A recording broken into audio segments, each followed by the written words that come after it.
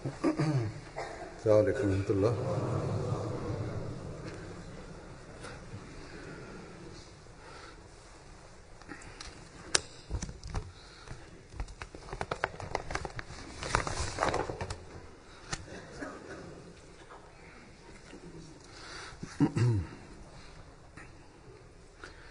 أشهد أن لا إله إلا الله وحده لا شريك له وأشهد أن محمدا عبده ورسوله أما بعد فأعوذ بالله من الشيطان الرجيم بسم الله الرحمن الرحيم الحمد لله رب العالمين الرحمن الرحيم مالك يوم الدين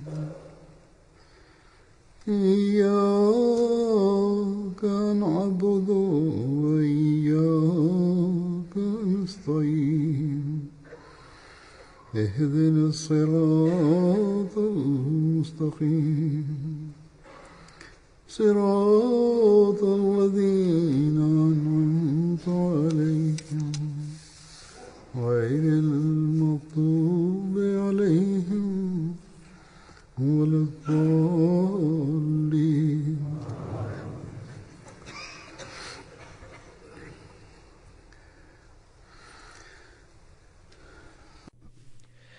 After reciting the Tashahhud, Dawz, Tasmiyah and Surah Fatiha, Hazrat Amirul Mu'mineen Ayyadahullah Ta'ala bin Nasir al-Aziz said, "The month of Ramadan comes with countless blessings, and those who are able to understand its true essence partake from these blessings.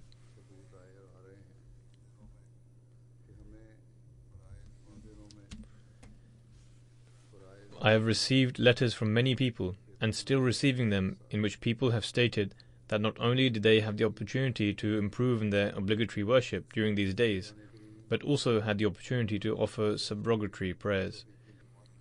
They also had the opportunity to listen to dars, i.e. discourse, on the Holy Quran and the Ahadith, and offer the Tarawih and Tahajjud prayers. Similarly, they have also the opportunity to finish a complete reading of the Holy Quran.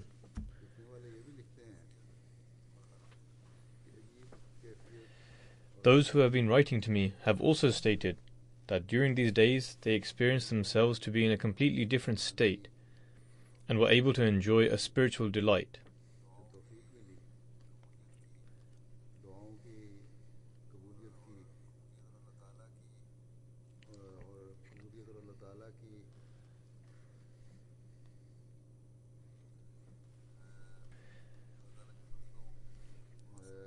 They also stated that they were able to garner the blessings of Ramadan and have their prayers answered, and were also able to increase their faith in the existence of God Almighty.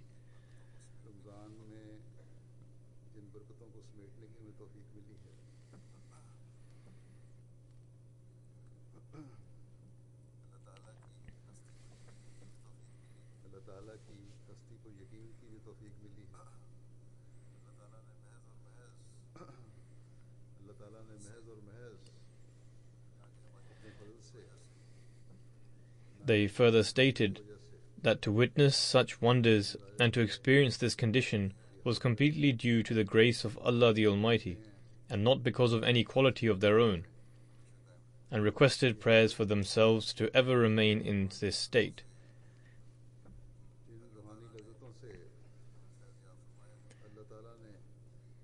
And they requested to pray that they do not become bereft of the spiritual pleasures which Allah the Almighty has granted them owing to any kind of negligence, weakness, error, arrogance, and any unpleasant action,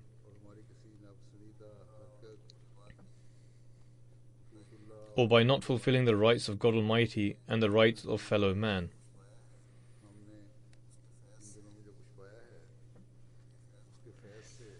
Also that they do not lose the blessings and grace of Allah the Almighty, which they received in this month from Allah.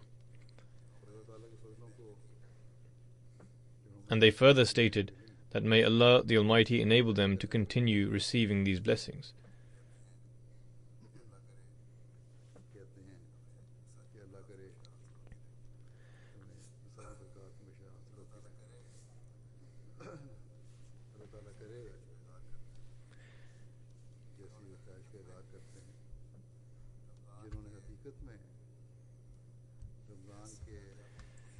May Allah the Almighty fulfill the desires of those who truly made an effort to acquire the blessings of Ramadan.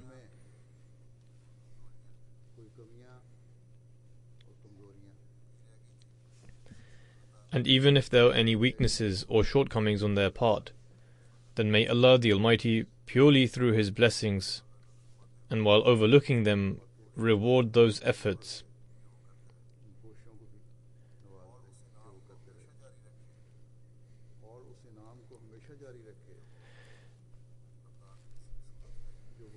And may this reward continue with them forever, which He granted them out of His mercy and forgiveness during the month of Ramadan.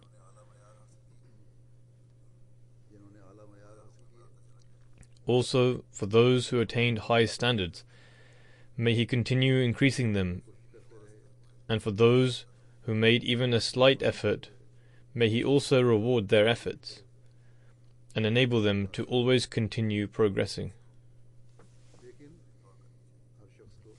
However, everyone must pray for themselves as well, so that their condition does not regress. Rather, they continue to advance. Moreover, one should make an effort to not allow any kind of lapse or regression in the standards that they have achieved in fulfilling the rights of God and the rights of the fellow man.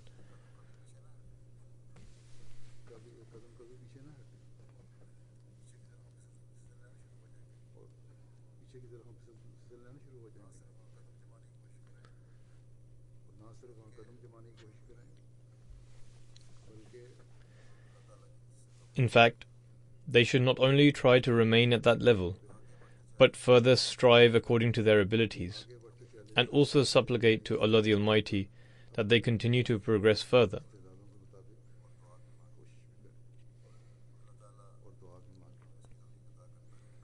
May Allah the Almighty enable us to do so.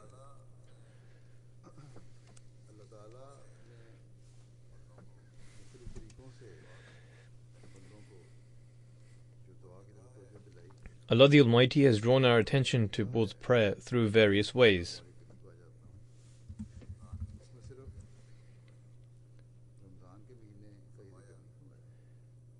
Where Allah the Almighty states that I am near, this does not only apply to the month of Ramadan.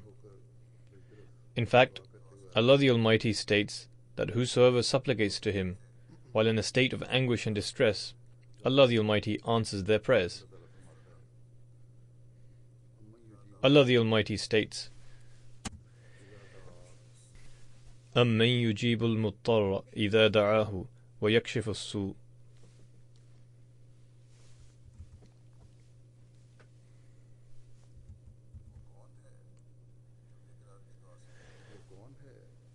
Who answers the distressed person's call when he calls upon Him, and removes the evil?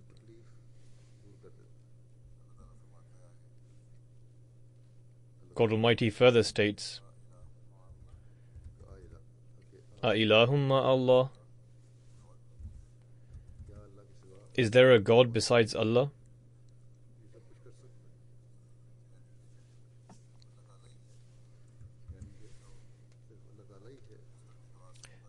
In other words, it is only Allah the Almighty who answers the prayers of one who supplicates while they are in a state of extreme distress, and alleviates their suffering.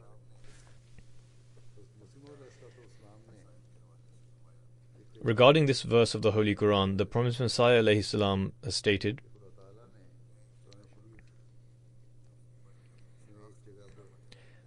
Allah the Almighty has mentioned a sign whereby one can recognize Him, and that is that your God is the one who listens to the prayers of those in distress.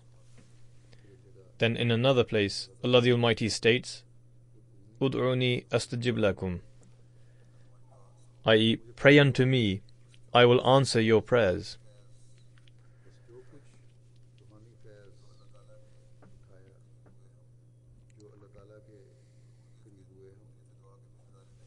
Thus, the spiritual blessings we derived and the nearness to Allah the Almighty we attained, and also the wonders we witnessed of the acceptance of our prayers, can all become a permanent part of our life.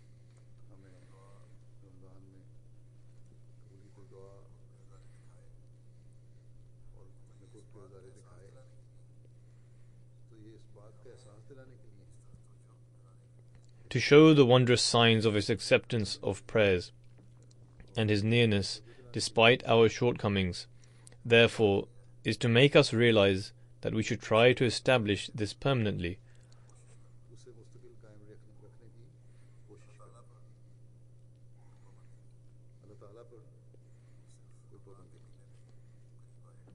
Allah the Almighty cannot be restricted only to the month of Ramadan, wherein He will come close.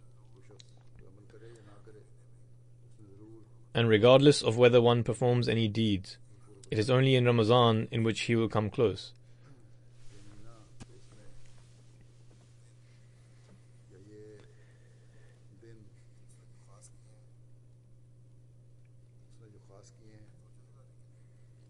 This month or these days are simply to draw our attention, because when the whole Jamaat collectively focuses on something, then even the weak are also encouraged to pay attention. Thus, His proclamation is for all times, that Inni Qareeb, which means I am always near. Thus come and derive the pleasure of my nearness.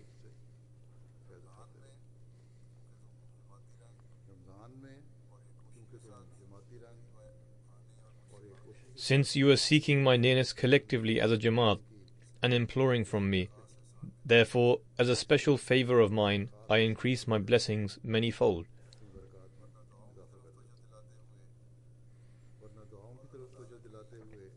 Otherwise, generally, while drawing our attention towards prayers and the ways to increase nearness to Allah the Almighty, the Holy Prophet ﷺ stated,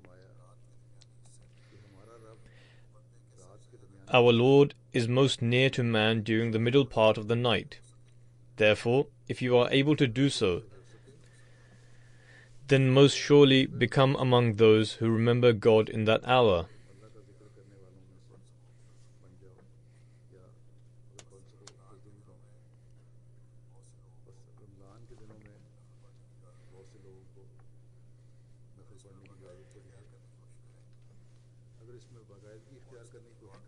Many people instill the habit of offering nawafil, i.e. voluntary prayers, during the Ramadan. And if they become regular in this, and also pray for this, and make a firm resolve before sleeping in the night, then they can permanently benefit from this nearness.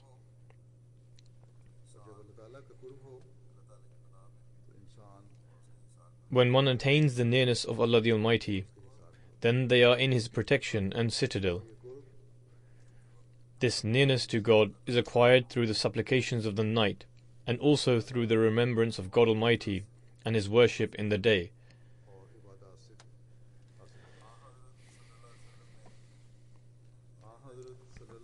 While drawing our attention towards the remembrance of God Almighty, the Holy Prophet ﷺ said admonishingly,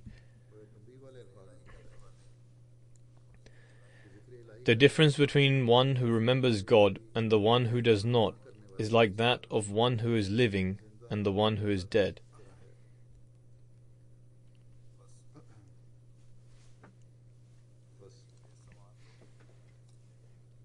Thus, the provisions for the sustenance of our life have been provided throughout the year, and also to attain His nearness.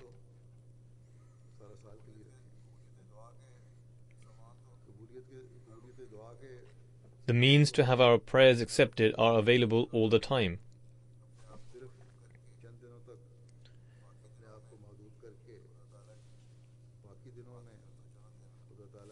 Therefore, to limit this to a few days, and thereafter to not pay heed to the words of God Almighty will cause one to become like the dead. If we wish to attain the true essence of life, then it is necessary for us to remember God in the rest of the 11 months of the year.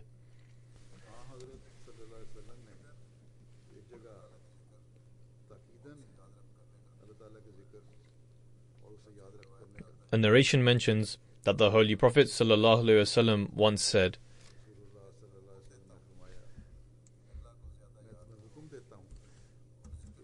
I enjoin you to remember Allah the Almighty abundantly. The similitude of remembering Allah is like that of one who is pursued relentlessly by his enemy. The one chased finally finds refuge in a robust fort and saves himself from the enemy who is about to grasp hold of him.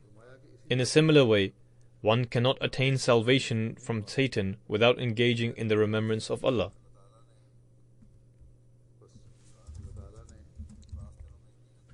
Thus, Allah the Almighty does not give refuge and protection to man during only certain days. Rather, God's proclamation that I am near is applicable everywhere and at all times.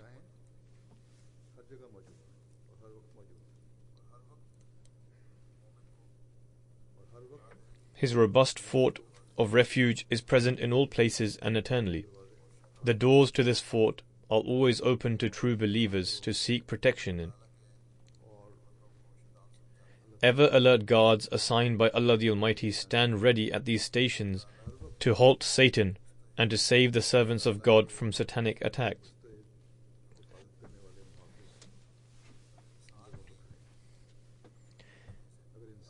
If to escape from an enemy, man foolishly chooses to follow a treacherous path rather than rushing towards Allah the Almighty's fortress, it would only be his stupidity and senselessness.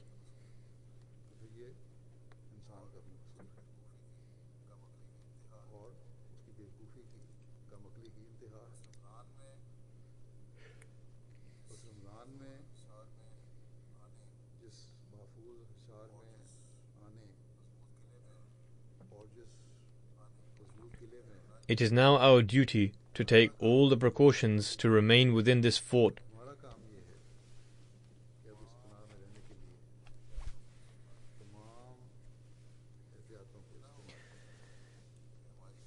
Lest, out of carelessness, we end up exiting this robust fort, falling into the hands of the most evil enemy.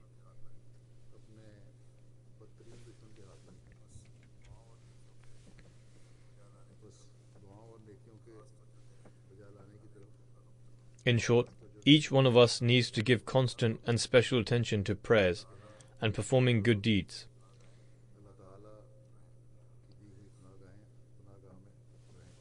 This will enable us to remain permanently within the protection and refuge of Allah the Almighty. Give emphasis to supplications and remembrance of Allah. What should the state of prayers consist of, and what method of prayer should we employ? The Prophet ﷺ explains at one place, saying, Remember that Allah the Almighty is completely self-sufficient and without need of anything. Prayer has to be done again and again, and constantly as well, in a state of deep anguish. Otherwise it will be ineffective. The condition is that it has to be done repeatedly and in anguish. Observe the torment of one endures when his wife or child falls ill, or he faces a daunting court case. A prayer devoid of true passion and empty of anguish is completely futile and redundant.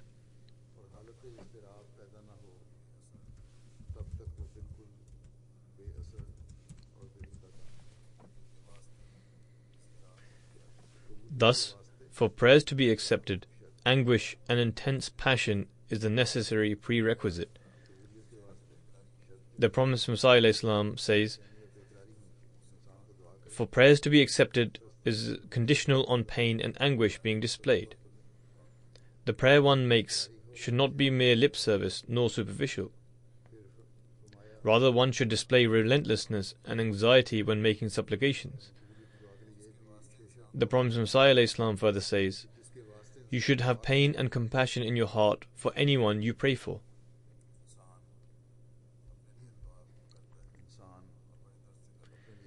Man prays for himself with intense passion, and as the Prophet Messiah has said, he also prays for his close ones and his wife and children with similar intensity when they are suffering.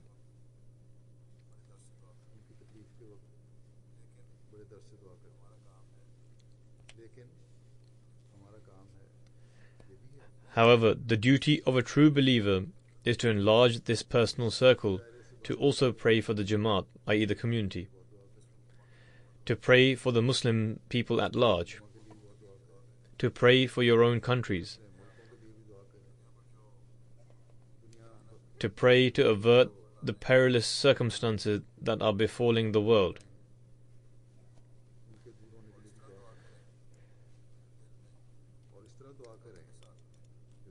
In short, pray in this manner with a longing that emanates from within your heart.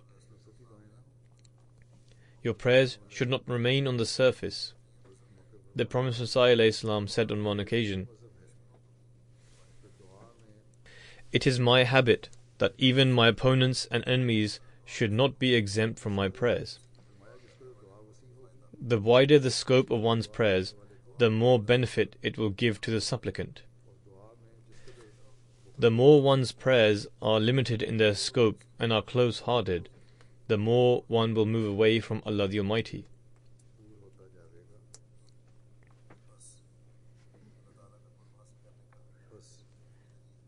Thus, one method of attaining closeness to God is to not limit your prayers to only being personal and individual.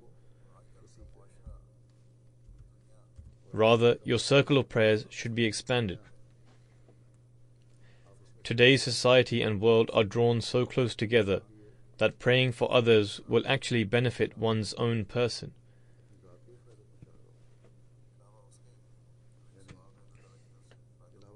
In other words, in addition to the blessings received from God and the benefit derived from it, one also gains worldly benefits, because every person has an apparent effect on the other.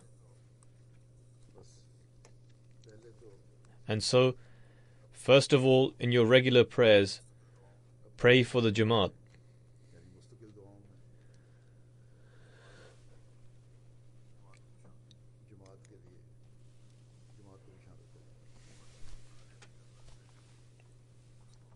This is the duty of every Ahmadi, to include in his or her supplications the Jamaat as a whole.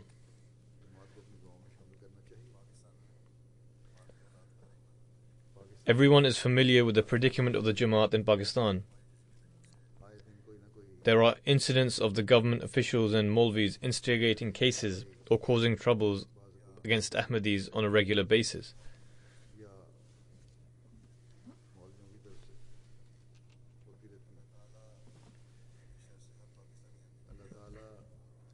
May Allah the Almighty protect every Pakistani Ahmadi from their mischief.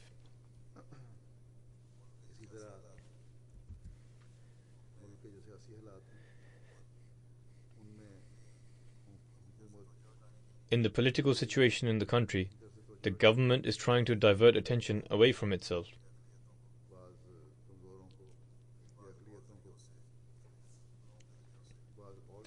To do so, they may try to cause loss or harm to minorities or weaker groups through certain means, through groups or people and through attacks.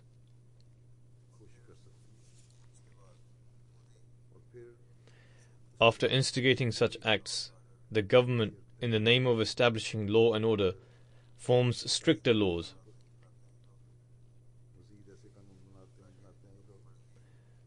So that they can rule according to their whims and to strengthen their seat of power.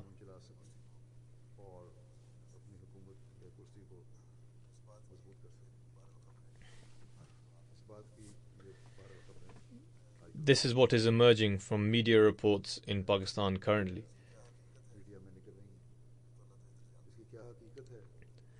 What the reality is in this, God Almighty knows better. However, such conniving schemes have been implemented by governments in the past, so there is a need to pray especially. Ahmadis living in Pakistan should make special prayers for themselves. I have said many times before that the passion that should be shown in prayers is missing, and thus give attention to this.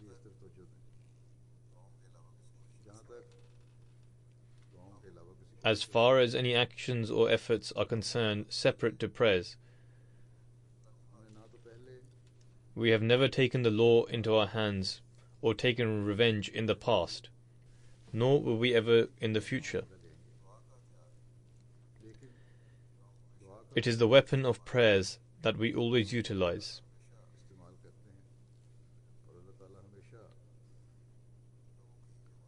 Allah the Almighty continues to save and protect the Jamaat from those who scheme to eliminate it.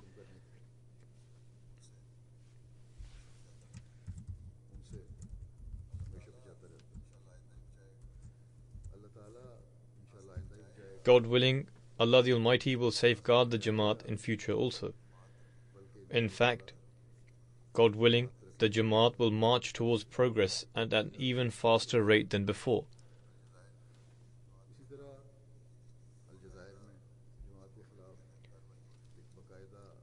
There is similar measures being taken against the Jamaat in Algeria under an organized scheme. However, apart from rare exceptions, all Ahmadis are completely firm upon their faith. They write to me saying that do not worry, as we are prepared to offer every form of sacrifice.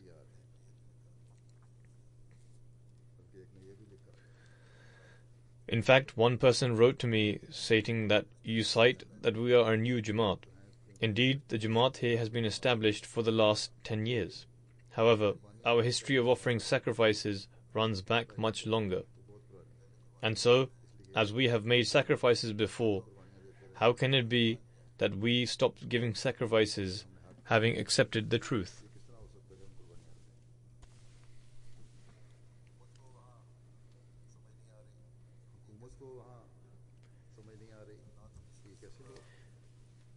The government there failed to understand the nature of these people, who neither retaliate strongly and nor falter in their faith. Men, women are all ready to accept punishments. However, they are not ready to give up their faith. All of this is possible because Ahmadis possess the weapons of prayer and believe firmly in the blessings and bounties of Allah the Almighty. They believe that one day this period of trial will come to an end, and God Almighty will indeed listen to our prayers. We prostrate before that God who is all-powerful.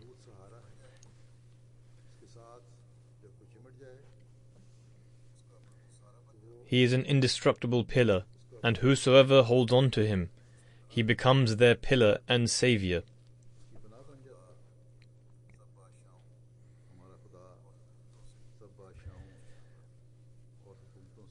The honour and majesty of our God overpowers any kingdom or government. He is the independent and besought of all. These worldly powers and governments do not even equate to an insignificant ant in comparison. Thus, if our Lord is of such power and glory, then we have no reason to fear. Indeed, trials are inevitable, and we need to offer sacrifices. However, eventually only those who side with God Almighty will be victorious. The history of the Ahmadiyya community bears testimony to the fact that on every occasion God Almighty has protected the community, whilst at the same time frustrating the plans of the enemy. Thus, if we are in need of anything, then that is only to seek protection under the formidable fortress of God Almighty, by not only continuing with our prayers and remembrance of Him, rather we must increase our efforts in this regard. As I mentioned earlier, it is the responsibility of every Ahmadi residing in Pakistan to focus on prayers.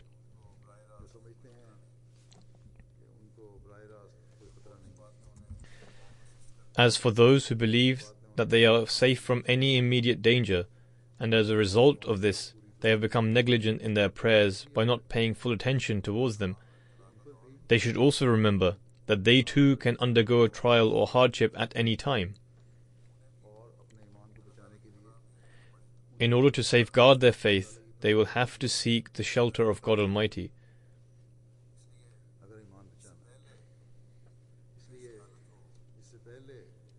Therefore, before a situation of this sort arises, one should focus their attention towards prayers.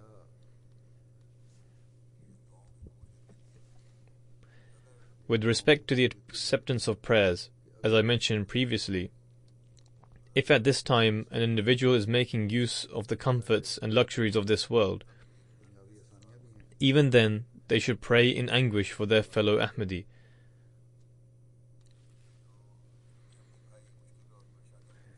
Who is facing difficulty and hardships.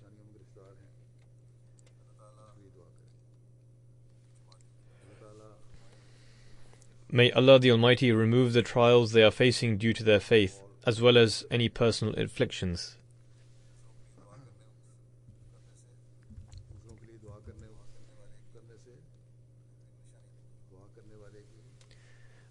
As I have already mentioned, praying for other people in turn removes one's own afflictions.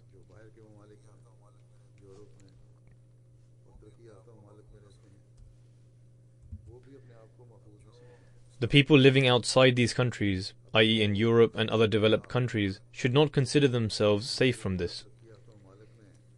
The wave of anti-Islamic sentiments that is sweeping across the Western and developed countries will also influence some Ahmadis, no matter how much we distance ourselves from the actions of other Muslims.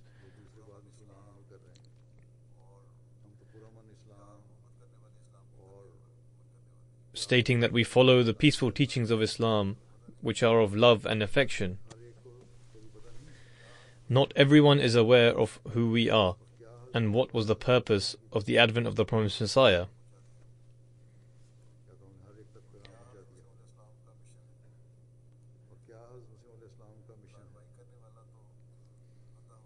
Therefore we must spread the message of the promised Messiah ﷺ to every single person, explaining to them what his mission was. People who retaliate do so blindly, and there have been incidents here in the past and are taking place even now.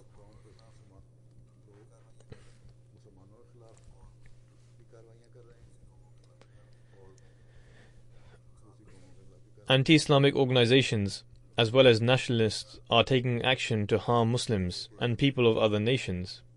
In fact, one Ahmadi has written to me saying that previously my manager was very pleased with my work and would always praise me. In addition to this, he was impressed with my morals and etiquettes. However, after some time his demeanor changed, and he began to oppose Muslims. Hence, he also turned against me also, and wished to remove me from the job.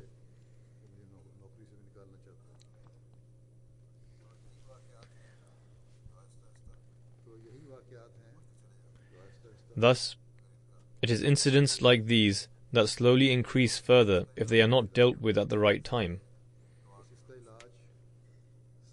However, aside from prayer, there is no solution to this.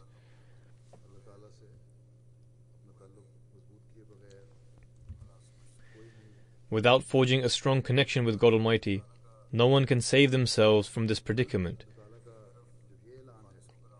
If God Almighty has openly declared that should you come towards me with sincerity, I will accept your prayers and supplications,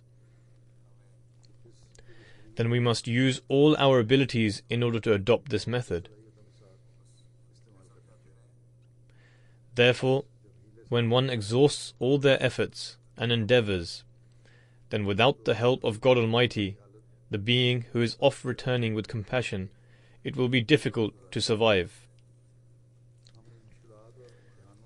We cannot remove these afflictions and trials without His help.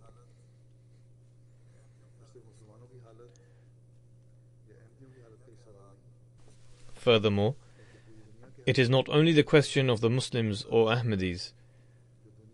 Rather, the situation of the entire world is changing, and due to displeasing God Almighty, it is heading towards its own destruction. Currently, the major powers are instigating Muslims to fight amongst themselves. As I have been mentioning for several years now, the Muslims are playing into their hands, and their own thoughtlessness is leading to their strength diminishing. The progress of the Muslim countries has been set back several decades. At this point in time, the strategies of the USA seem extremely dangerous. In Syria, the foundations of war are being laid, and this will only increase. The situation in Syria is being created to the effect that it will cause Iran to intervene in Syria directly. In such a predicament, Iran may send in ground forces, and this would lead to USA and Israel initiating direct conflict with Iran out of enmity, which could spark a war.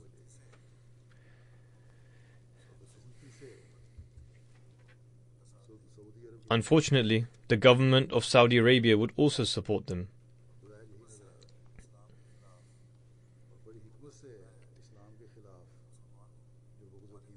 This seems to be the apparent scenario that would play out as the ploy to weaken the Muslim countries born out of hatred and rancor for Islam is being executed very shrewdly. Western powers are working meticulously towards this and will continue to do so in future.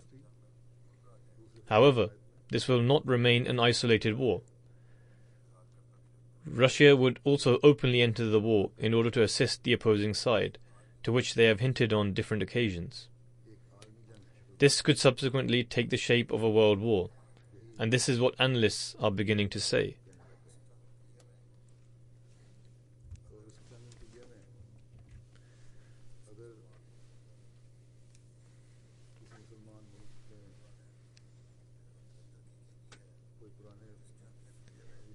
As I have said previously, a war will push back the progress of any Muslim country that has advanced in overall development by several decades. Some countries have already faced such repercussions and have been set back by decades, but others will follow, and ultimately it will be the Muslims who will suffer loss. Qatar is presently faced with a similar plight.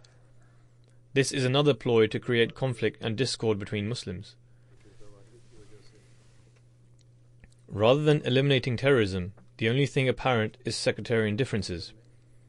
A resentment has developed in an attempt to gain ascendancy in wealth and resources, and to keep Qatar subservient.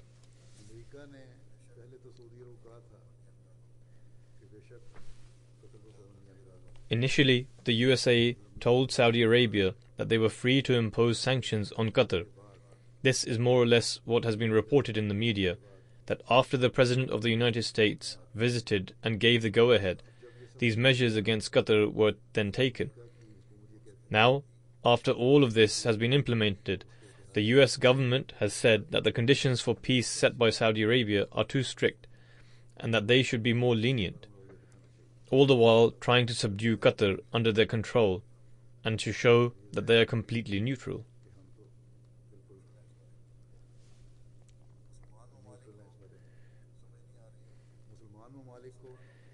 The Muslim countries are failing to understand that a conspiracy is being contrived against them, or rather a conspiracy against Islam, which they must protect themselves from.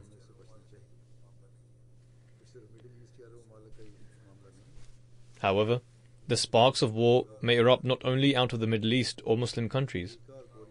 On a daily basis, the tensions between the USA and North Korea continue to increase. Experts and analysts assessing global affairs openly comment that a devastating war may be the result of a small intervention with weapons by the USA, or any stern action or measures taken by them. Or if North Korea decide to use weapons, albeit only for intimidating. Thus the situation of the world is extremely perilous.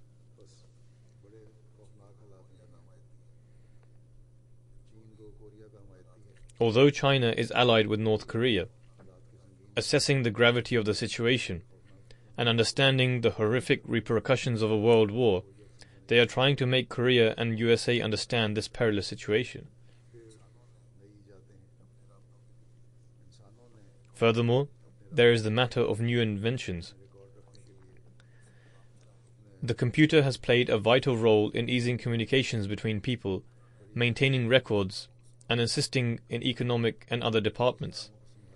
It has taken over the role of many things. However, this very invention could be the cause of a world war.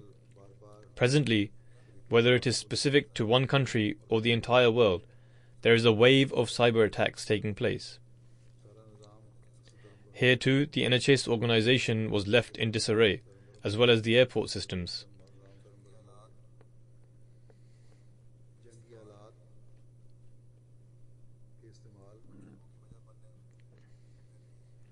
These cyber attacks can be used as a tool in the war and can play a devastating role in providing a spark for a war and cause terrible destruction.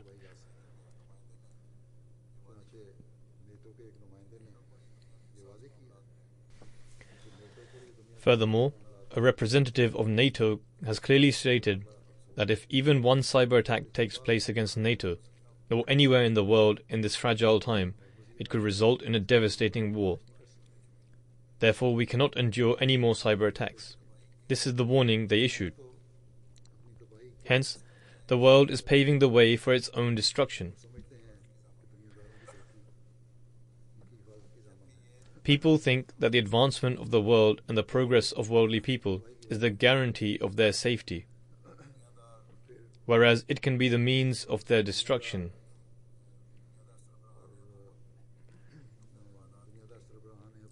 Then there are the worldly people and the worldly heads of governments who have become completely oblivious due to their vested interests. Especially when the head of the world's seemingly most powerful country, who while sitting in his own sphere makes empty claims and thinks that the world will run according to his will, then these ideas will only worsen the situation.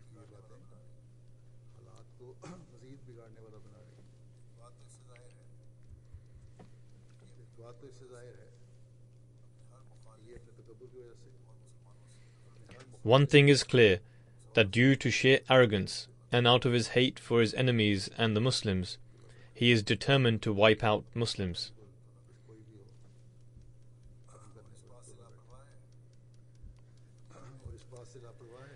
He is hell-bent on destroying his enemies, whoever they may be, and remains unmindful of the fact that he too will not be safe from the dreadful consequences of the situation of the world that has arisen due to several factors.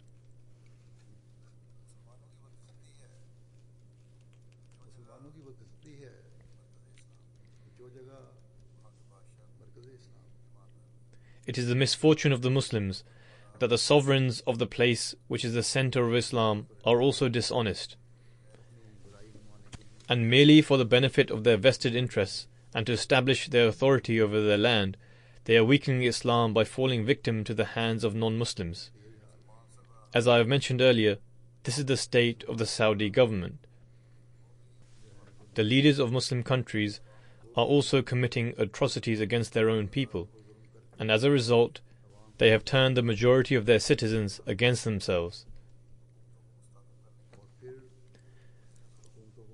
Then, to further strengthen their rule, the governments are increasing in their opposition and tyranny. This is the situation in Syria, in Iraq, and in other countries up to a certain extent, and they believe that this is how they will solve their issues. However, they fail to comprehend that the solution lies in the directive of the Holy Prophet ﷺ, and that is to believe in the promised Messiah ﷺ and Imam Mahdi. We Ahmadis are helpless. We have neither power nor wealth or any authority in government. However, we are fortunate that in accordance with the instructions of the Holy Prophet ﷺ, we have accepted the awaited Messiah and Mahdi, with whom now the peace of the world is linked. And this will happen by acting on the instructions given by the promised Messiah alayhi salam.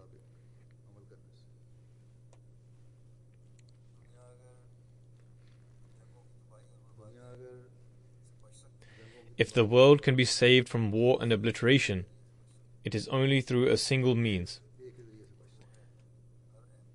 That is the fervent prayers of each and every Ahmadi to save humanity from these destructions.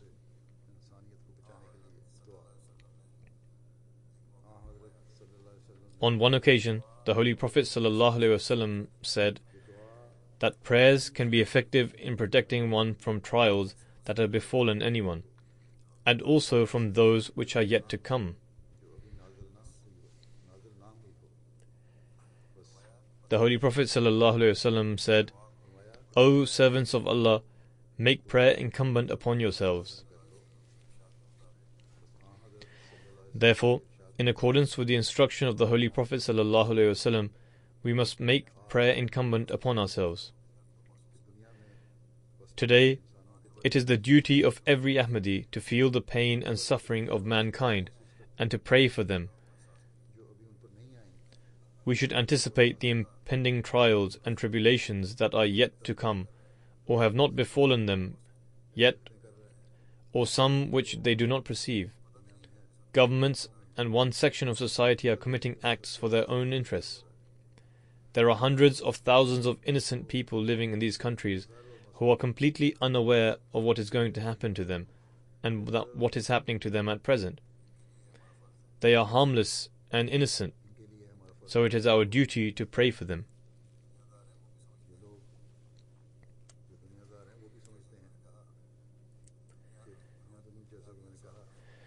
Worldly people who, as I have mentioned, think that they will be safe from these effects by staying in their earthly sieges. Yet they do not comprehend that these disasters and destructions are fast approaching. Today, it is the duty of the servants of the promised Messiah ﷺ to not only pray for themselves, for God Almighty to keep them firm in their faith, to pay more attention to their relationship with Him and to their prayers, and to remove their worries and troubles,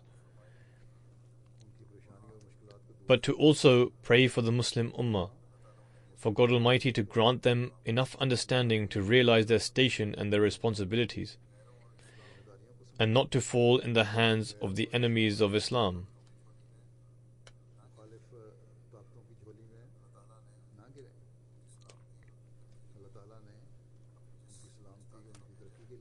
And to accept the Messenger of Allah who has been sent for their peace and advancement. Similarly, pray ardently for mankind to be protected from destruction, and in order to avoid a war. Prayer and alms remove difficulties. If the world moves towards reformation, then these wars can be avoided.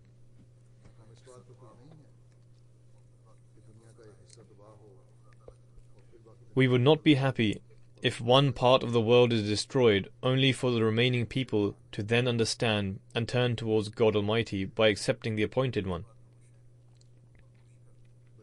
Instead, we would be happy, and we endeavor and pray for God not to bring destruction on anyone due to their misdeeds, and that the entire world comes to its senses in order for it to become saved from a terrible end.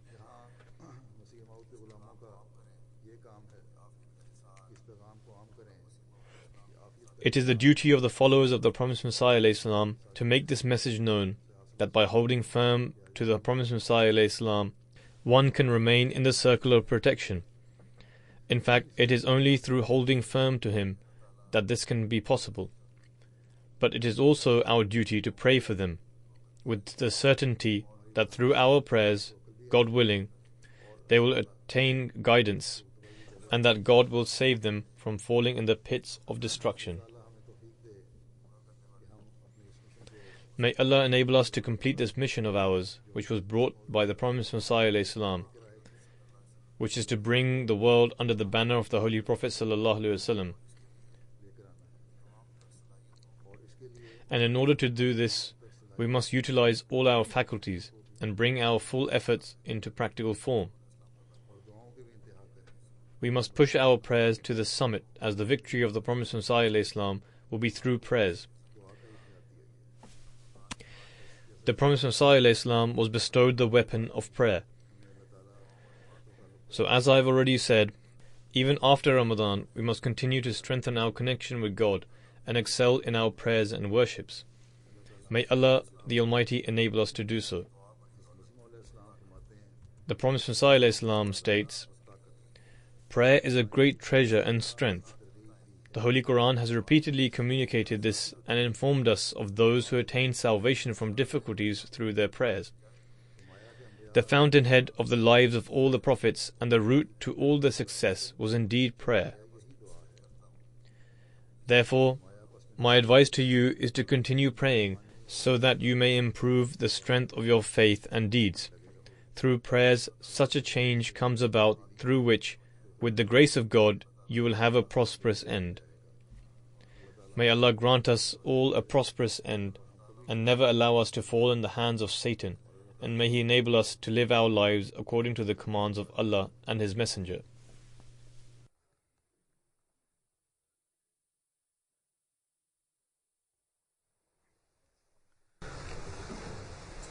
Alhamdulillah, nahmaduhu wa nasta'inuhu wa nastaghfiruhu wa nu'minu bihi wa natawakkalu alayhi wa na'udhu billahi min shururi anfusina wa min sayyiati a'malina. من يهده الله فلا مضل له ومن يضلل فلا هادي له ونشهد أن لا إله إلا الله ونشهد أن محمدا عبده ورسوله. عباد الله رحمكم الله إن الله يأمر بالعدل والإحسان وإيتاء ذي القربى وينهى عن الفحشاء والمنكر والبغي يعظكم لعلكم تذكرون. اذكروا الله يذكركم وادعوه يستجب لكم ولذكر الله أكبر.